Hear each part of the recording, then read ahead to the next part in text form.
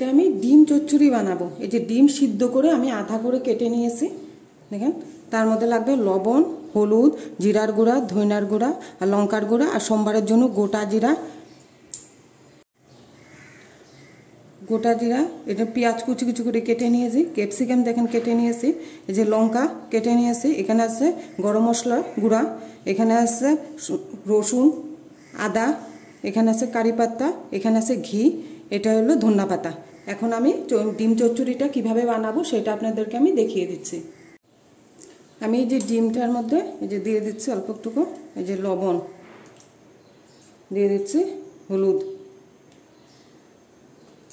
দিয়ে আমি ভালো করে এটা মেখে নেব। মেখে ডিমটা আমি হালকা করে একটু ভেজে নেব। কড়াইতে আমি সরষের তেল দিয়ে দিয়েছি, তেলটা গরম হয়ে গিয়েছে, এর মধ্যে আমি দিয়ে দিচ্ছি এই যে ডিমগুলো।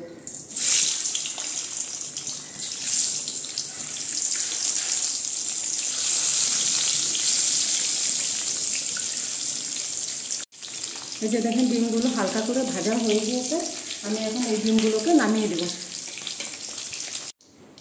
এখন আমি এই তেলে দিয়ে দিচ্ছি গোটা জিরা, জিরাটা একটু লাল হবে, তারপরে দিয়ে দেবো পেঁয়াজ। দেখেন জিরাটা লাল হয়ে গেছে, এর মধ্যে আমি দিয়ে দিচ্ছি কেটে রাখা পেঁয়াজগুলো।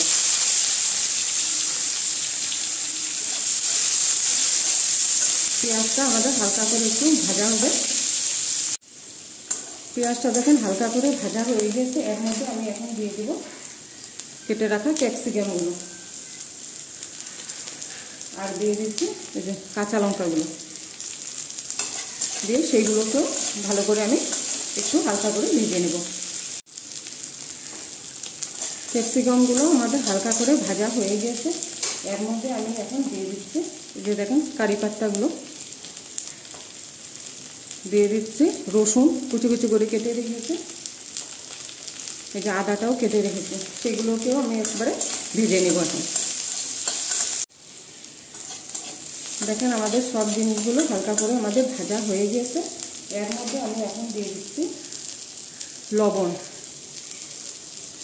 দিয়ে দিচ্ছি হলুদ, দিয়ে দিচ্ছি এই যে জিরার গুঁড়া, ধনিয়ার গুঁড়া, আর এই যে লঙ্কার গুঁড়া, দিয়ে মশলাগুলো আমি ভালো করে এখন কষিয়ে নিব। এই যে মশলাগুলো দেখেন আমাদের কষানো হয়ে গিয়েছে, দেখেন। এখন এর মধ্যে আমি এখন দিয়ে দিব একটু জল দিয়ে দেব।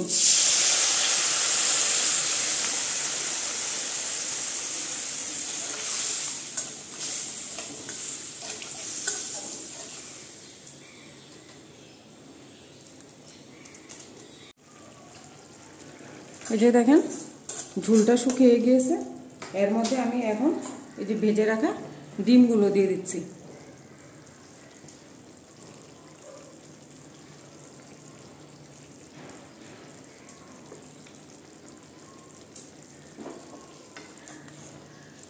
ভালো করে আমি মিলিয়ে দিচ্ছি মশলার সঙ্গে।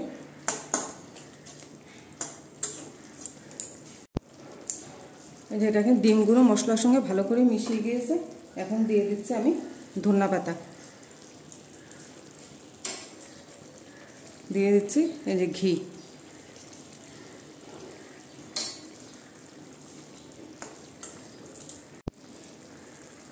এই যে ডিম চচ্চড়িটার মধ্যে দেখুন এখন দিয়ে দিচ্ছি আমি এই যে গরম মশলা, দিয়ে আমি ভালো করে একটু মিশিয়ে নেব তরকারির সঙ্গে। আমার এই ডিম চচ্চড়ি রেসিপিটা যদি ভালো লাগে তাহলে আপনারা লাইক করবেন, শেয়ার করবেন, সাবস্ক্রাইব করবেন। যে দেখেন কি সুন্দর চচ্চড়িটা হয়ে গিয়েছে, আমি এখন নামিয়ে দেব। আপনারা যদি ডিম চচ্চড়ি বাটার ঝামেলা ছাড়া বানাইতে চান, তবে এইভাবে বানাইতে পারবেন আপনারা ডিম চচ্চড়ি।